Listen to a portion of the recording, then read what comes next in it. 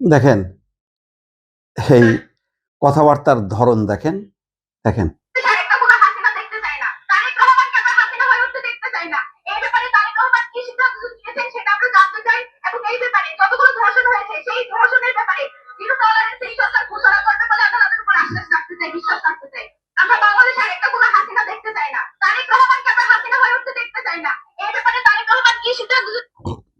কথাবার্তার ধরন দেখছেন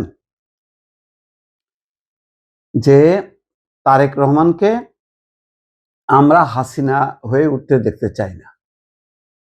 তারেক রহমান হাসিনা হয়ে উঠতেছে এরকম মানে ভাব দেখলো কোথা থেকে? কি নাম মেয়েটার? ফাতিমা তাসনিম জুম। এই যে বক্তব্যগুলো প্রচার করা হচ্ছে, বলা হচ্ছে, এগুলো খুবই পরিকল্পিত এবং সূক্ষ্ম। আপনি ঘটনা ঘটার আগেই বা সরকারের স্টেপগুলো এখানে বলাই হচ্ছে যে আজকে এই তাদের যদি জামাতও ক্ষমতায় থাকতো, সরকারের একটা দায়িত্ব থাকে যে আইন অনুযায়ী সেটা সমাধান করা, কার্যকর করা। আইন মানেই হচ্ছে আইনের কিছু বিধিবিধান আছে, সেগুলো প্রসেস করতে হয়। আপনি মানে যে কোনো দেশই বলেন, একটা জঙ্গলি দেশ হয় যে সরাসরি গুলি করে মেরে ফেললো, ক্রস ফায়ার করলে তো তখন বলা হবে যে মানবাধিকার লঙ্ঘন, এরাই বলবে। আবার আইন অনুযায়ী যদি দ্রুত করতে গেলে কিছু সময় লাগবে, কিন্তু সেই সময়ের আগেই এই যে আজকে প্রধানমন্ত্রী কি বললেন, 1 মাসের মধ্যে সর্বোচ্চ শাস্তি। তারপরও তারেক রহমানকে আমরা হাসিনা হয়ে উঠতে দেখতে চাই না। মানে হাসিনার মতন হোক তারেক রহমান, এটা আমরা দেখতে চাই না। জিরো টলারেন্স ঘোষণা করা হবে। তো জিরো টলারেন্স ঘোষণা করে নাই কোথায়? এটা কি জিরো টলারেন্স না? তারপরে হাসিনা যে হয়ে উঠছে, এটা মানেটা কি? বিরোধী দলের কয়জন নেতা কর্মী জেলে আছে? কালকে যে ঝিনাইদহে যে ঘটনা, নাসিরুদ্দিন পাটোয়ারির উপর কি হয়েছে? ডিম মারা হয়েছে। ডিম মারা নিক্ষেপ অনেক সভ্য দুনিয়াতে একটা প্রতিবাদের ভাষা। এটার জন্য কোনো শাস্তি হয় না। ওই ডিম নিক্ষেপ, জুতা নিক্ষেপ, এগুলির শাস্তি হয় না। তো কালকে যে ভুয়া ভুয়া স্লোগান করে অপমান করা হলো আইনমন্ত্রী এবং স্বরাষ্ট্রমন্ত্রীকে, তাহলে এটার সাজা কি? এই যে অপমান করা হলো, এটার শাস্তি কি? এটার শাস্তি নেই। কিন্তু ডিম মারলে শাস্তি আছে। তারপরে যে আবার অস্ত্র বের করা হলো, ওটার শাস্তি কি? কথা নাই। তাহলে এবং তারপরে 5 জন ছাত্র দলের নেতাকর্মীর বিরুদ্ধে মামলাও হয়েছে।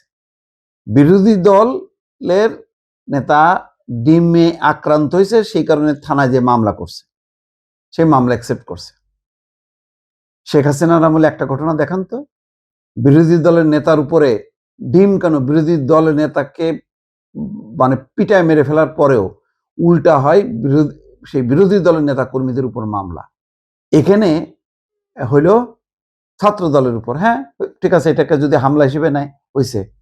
তো তাইলে এই যে মেয়েটা জুমা, মেয়েটা এমন একটা নেকাব করে মানে মানে একেবারে লেবাস ধরে এই যে বক্তৃতা দিতেছে এবং এই যে ট্যাগ দেওয়ার চেষ্টা করতেছে যে তারেক রহমানকে আমরা হাসিনা হয়ে উঠতে দেখতে চাই না, তো সে তো উঠতেছে না। তো গণতন্ত্রে এমন এক গণতন্ত্র যে গণতন্ত্রের সংসদে সরকারকে সমালোচনা করা যায়, এমন গণতন্ত্র এখন রাজপথে মিছিল করা যায়, স্লোগান দেওয়া যায় এবং যে কোনো ধরনের অশালীন স্লোগান দিচ্ছে, রাজপথে বক্তৃতা হচ্ছে, সমাবেশ হচ্ছে, কোনো বাধা নেই। এইরকম বিরোধী দলের এইরকম বসন্তকাল কবে কখন ছিল?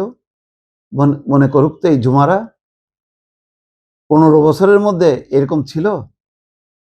এই তারা কি করছে? গুপ্ত হয়েছিল। ছাত্রলীগের নাম দিয়ে বা অন্য যে কোনো ভাবে হোক না কেন, তারা অন্য পরিচয়ে বিলীন হয়েছিল। আজকে এসে তারা তারেক রহমানকে বলতেছে যে শেখ হাসিনা হয়ে উঠতে দেখতে চাই না। আরে বাপ! তার মানে ওই ধরনের হওয়ার দিকে তারেক রহমান পা বাড়াইছে। কি অদ্ভুত কথাবার্তা! যা ইচ্ছা, যা খুশি তাই বলতে পারতেছে। এই যে এই কথাগুলি বলতে পারলো, একবার চিন্তা করুক তো, এইরকম কথা শেখ হাসিনার উদ্দেশ্যে তারা বলতে পারছে কিনা? কখনো বলতে পারেনি। সমস্ত চর্চা, সমস্ত সুযোগ সুবিধা নিয়েও আজকে বড় বড় কথা বলতেছে যে শেখ হাসিনা তারেক রহমানকে ভিলেন বানানোর চেষ্টা করতেছে। এটা কোন রাজনীতি ভাই?